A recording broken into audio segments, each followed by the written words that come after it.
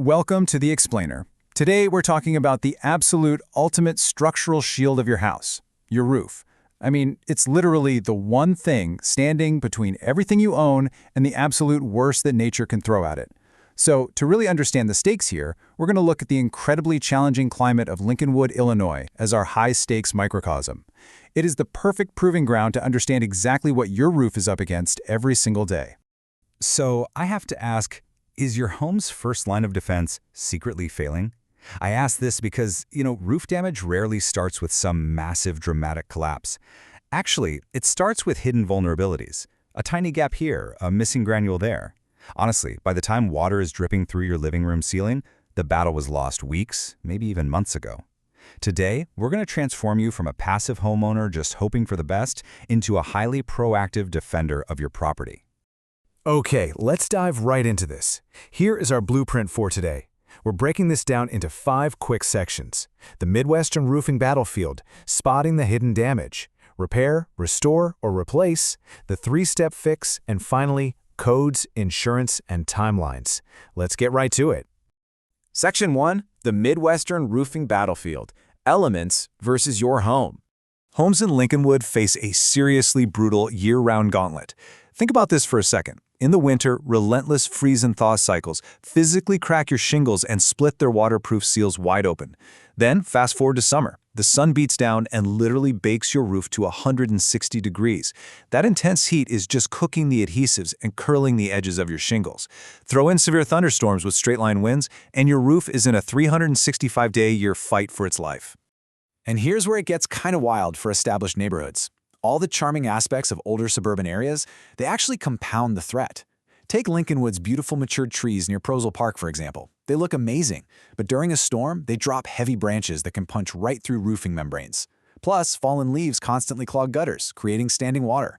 Furthermore, many of these homes feature post-war ranch or bi-level architecture from the 1950s and 60s. Those original chimneys are deteriorating, and any roofs installed back in the late 90s or early 2000s are now hitting the absolute end of their 20 to 25-year lifespan.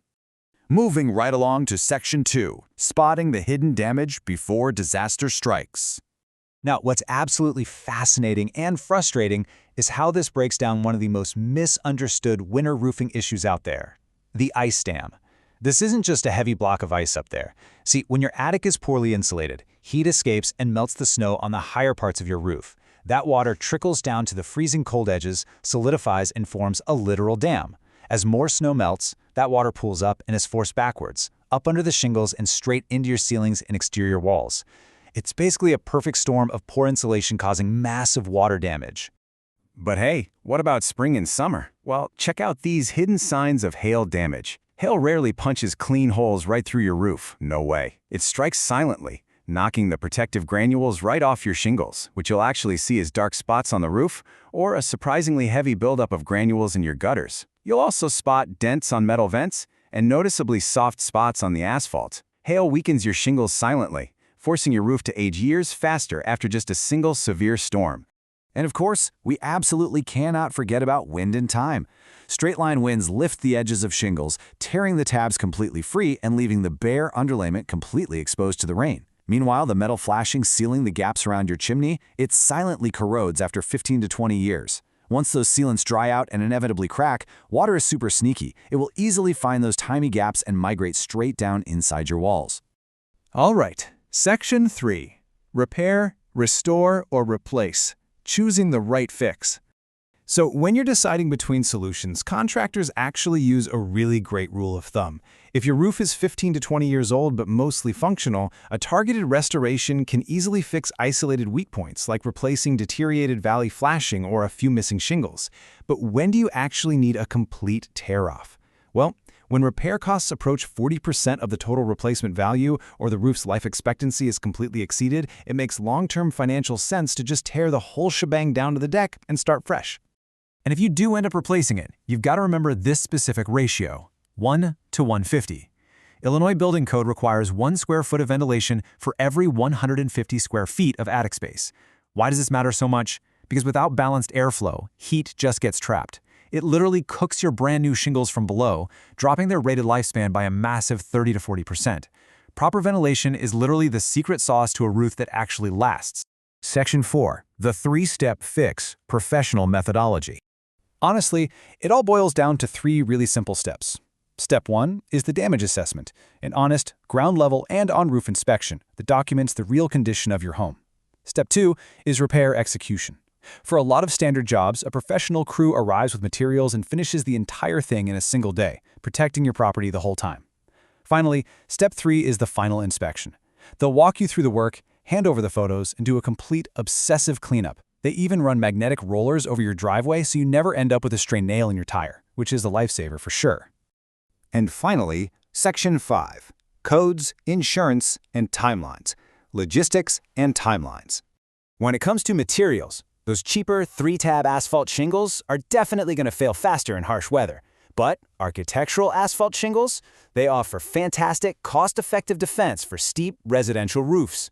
Now, if you have a bit more budget, metal roofing is incredible for winter climates. It sheds snow instantly, stops ice dams in their tracks, and lasts anywhere from 40 to 70 years.